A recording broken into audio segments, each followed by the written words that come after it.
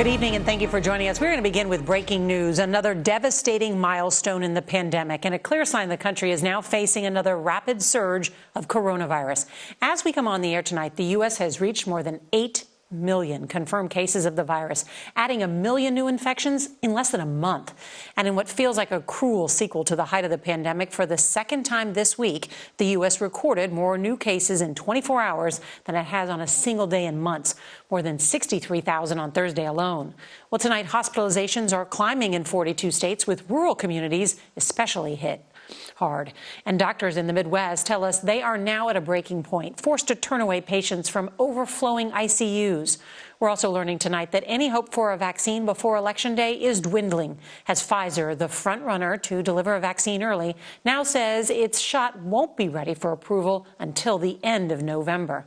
Now, none of that stopped President Trump today from telling voters the U.S. is rounding the turn of the pandemic just 18 days before the election, even as his rival, Joe Biden, accused the president of refusing to accept science. There's a lot of new reporting to get to tonight. We've got a team of correspondents standing by to cover it all. CBS's Mola Lenghi is going to lead off our coverage tonight from New York. Good evening, Mola.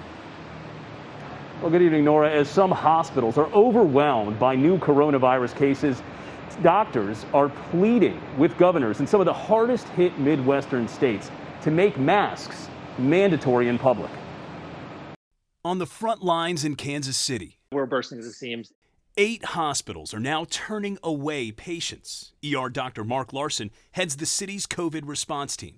As of 2 days ago, we hit our record inpatient capacity. Mentally, emotionally, what does this do to a staff? It adds stress, and it really does take a toll on the staff. No state seems safe from the pandemic's fury. In the past 24 hours, at least 7 states set records for infections. 1 out of every 4 tests in Wisconsin is now coming back positive. Michigan has over 1,000 COVID patients in its hospitals for the first time since May.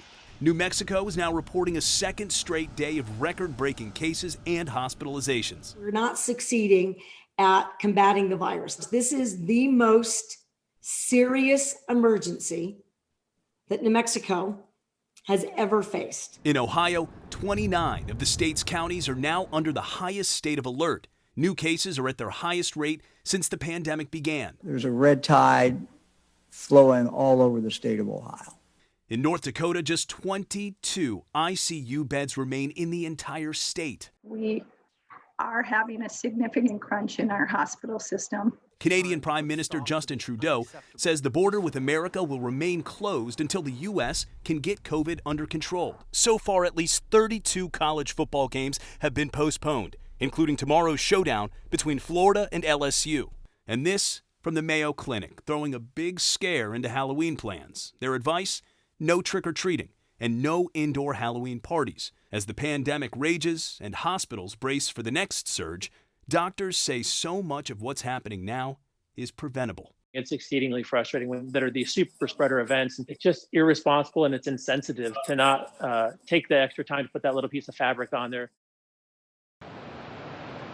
Also something we're keeping an eye on here in New York City. Of course, once the epicenter of the pandemic, some hospitals are now noticing a noticeable increase in coronavirus patients. One hospital administrator told me today that at this point there are isolated clusters, but no widespread outbreak, Nora. Well, that's really concerning. Mola Lenghi, thank you.